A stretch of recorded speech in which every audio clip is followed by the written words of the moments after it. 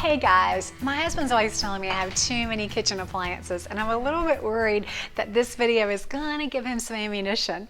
I wanted to share with you kind of my favorite appliances that are over probably $50 or so, maybe $40.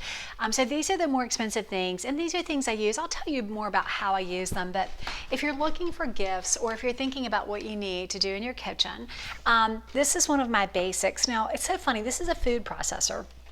And the food processor, this is an old Cuisinart, and mine's not so large. It does come with a different blade. This is like the chopping blade, and it does come with the little food processor, the chute that you can feed stuff in with. So I use it, honestly, maybe an average of 12 times a year. I use it more during the holidays.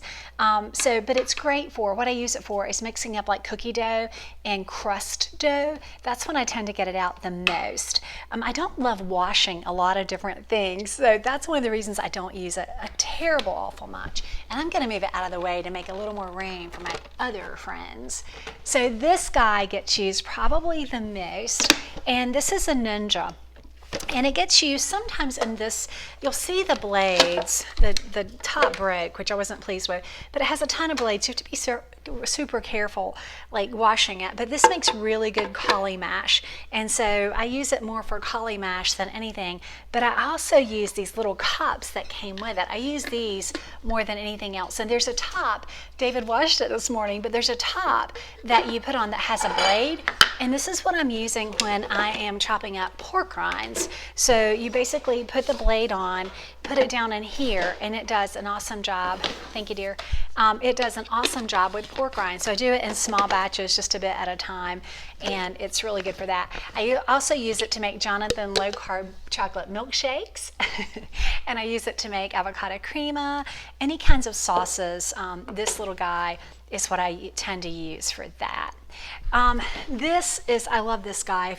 If you see me out with my KitchenAid, like I'm doing serious cooking, this guy, I love it because and there's so many of them out there. This is, I think, is a 6 series. The bowl lifts up. Well, if I had the bowl in there properly, the bowl lifts up. Oh. The bowl lifts up like that, and then it comes down, so you can use the spatula to kind of clean the outsides of it. But the bowl comes up, and the only thing that it does kind of, if you do really high speeds, it needs a shield. But I do love this guy. Cheesecakes, breads, low-carb breads, cakes, anything where I have a lot of ingredients or things that need to go for a long time, I'll put it in here because I'm hands-free. It's not like a regular mixing bowl, but my stand mixer is really heavy duty and I love it. Now, another thing that I love with this, I don't have a ton of attachments. In fact, this is, I think, one of the only attachments I have for my KitchenAid, but this guy is the Fresh Prep Slicer Shredder. I got this for Christmas last year or 2 years ago. You put this on the front and it is awesome. Like, it shreds cheese. I always laugh, like it can shred a truckload of cheese in like 5 minutes flat. It's amazing. And David does that for me. And also, David's reminded me, this is the Professional HD. If you're gonna buy these, they'll have some less expensive brands, but check the horsepower. This one I think is like 600 watts. Is that? Yeah, it's like 600 watts, and this is going to last you longer. I've had this one now for probably 4 or 5 years. In between, I had a less expensive one that was gifted to me, and it didn't last very long at all. Another thing that if you're picking one of these out, this is a stainless steel blade, and you'll see this is stainless steel also. They make them where they're coated, and the coating ones they clean up, but after a while that coating tends to come off. And so when I got this one, I didn't want that with a coating. I wanted the stainless steel, which was really important to me. But yeah, that one's 600 horsepower, 600 watts, and the wattage does make a difference in how long it holds up for you. Now, this is my Ninja Foodi, and I'm still learning how to use this, but it does everything but wash itself. So just as it is now, it is an air fryer, and it has these different little inserts. And so it works as an air fryer, It also will heat up, and there's an insert that I don't have here that you can saute in, and you can use it as an Instant Pot. So my orange braised pork, and that recipe is on the Diet Doctor website. Orange braised pork that it gets made in here is amazing. You can also make the stuffed jalapeno poppers, put them in the air fryer. Bacon wrapped scallops are great in here. Basically anything you can do with the air fryer. It also will work, and this is the top for the Instant Pot, so it's just a different top that goes on to make it an Instant Pot. It also will act as a dehydrator, which I haven't used yet. I need to play with that. I'd actually forgotten it did that. You can use it as a slow cooker. It does everything, and so that's why I love my Ninja Foodi. And I don't get it out a ton, but I do love it. I need to learn to work with it a little bit more. I have made the best cheesecakes. I use the Instant Pot settings. I need to share those recipes. I made 3 different ones. One was a lemon cheesecake. It was fantastic. It was so easy. It had this texture that I think I've never gotten from a cheesecake that was baked in the oven. And then I made an almond joy one, and I made another flavor that I don't remember now. But anyway, I've got it all written down. I did say those recipes, but it's really quite good. You need a smaller, like a 6-inch springform pan. I can't think of those hard words sometimes. You need like a smaller 6-inch springform pan to fit in that, but like I said, it makes the best cheesecakes. And then this, you guys have heard me talk about this so much. I think everybody in the family loves this. It was a Mother's Day present for me in 2014. So I've had this for several years, and it's my compressor ice cream freezer. Now it is expensive, and you can buy less expensive options.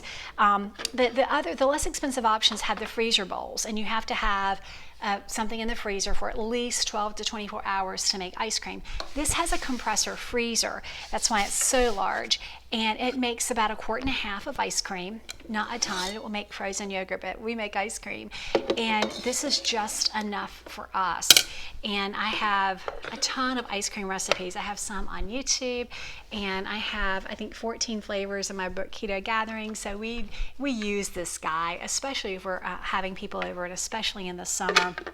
We love to make just plain vanilla and share. And I have these little ready containers that we keep the ice cream in if we do have leftovers. But 45 minutes usually start to finish, and this will have ice cream. And you can pull a batch out, and you can make another right away. So that was one time we had company over, and I had made 3 or 4 batches. I'd just done it in succession, so it makes it really easy to make a lot of different flavors. So this guy, David, was like, are you sure you're going to put him in here? I've gone kind of in terms of expense from less expensive or least expensive on up to more expensive. These guys run around $200 on Amazon. I'll put links in the video description so you can see. I have an Amazon associate store. None of these are affiliate links. None of these companies are paying me to share these with you. If you came in my kitchen, this is what you would see me using. But I do have an Amazon associates. In order to have that, I do get a small commission for things that are ordered. But this is my Breville, and I was really hesitant to order this guy, but we kept getting less expensive coffee makers that just weren't doing a great job, and so they kept breaking, or they weren't holding up. So this is my Breville espresso maker, and I love this thing. Grace uses it sometimes when she's home, but what I tend to do is I make 2 double shots, and then this gives you hot water, and then it has a frother, and so with that frother you can steam milk. And what we do is we just put it down into the drink and steam the coffee. So even if you're using coconut milk or something non-dairy, it will steam that. And Jonathan likes his hot chocolate, his low carb hot chocolate steamed too. So this was a huge indulgence, like an investment. We've had it for a year now. We are completely happy with it, and I actually have decaf espresso beans in it right now. So there are drawbacks to everybody has to kind of drink what's in there. It's harder to change it out than if you have the little K-cups or whatever, but this is one that I have absolutely thoroughly enjoyed. When I travel, I miss it. So those are the 5 or 6, yeah, 1, 2, 3, 4, 5, 6. Those are the 6 large appliances, more than $50, that I keep that are kind of staples in my house, things I use a lot.